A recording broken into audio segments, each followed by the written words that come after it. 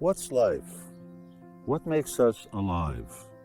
We humans live, as do so many creatures around us.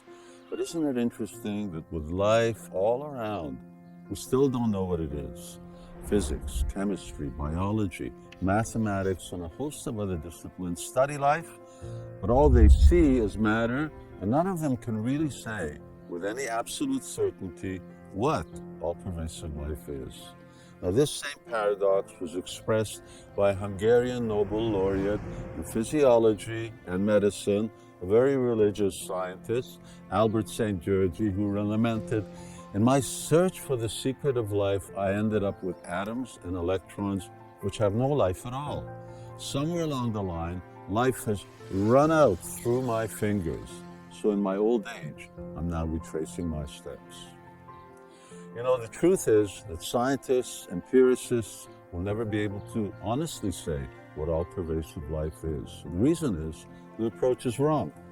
If you look for deserts in the ocean, you're never going to find them. Although we see the effect of life, such as birth, growth, reproduction, dwindling, and death, we never see life itself. Now I ask you, can you say what life is? What is it that makes you alive, that makes you tick? Do you know? Well, here's what I've learned. What I have learned is that the approach to life has to be different than that of science. If you want to know about life, you have to learn about it by hearing from the supreme life, from the original source of life, from life itself. Now, you may ask where, how. My answer is learn from the book of life. And that book is called the Bhagavad Gita. Philosophers, yogis, and great saints all agree that that is the book of life spoken by the supreme life, Krishna. It explains that life is elusive to sensual perception because it's not matter, it's antimatter. It's transcendental, it's consciousness. But if you want to know more, read the Bhagavad Gita for yourself.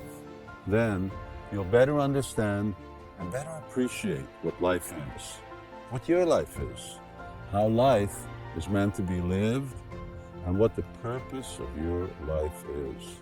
Don't be like the Nobel laureate. Don't find out in your old age that in being so busy living, life has actually run out through your fingers.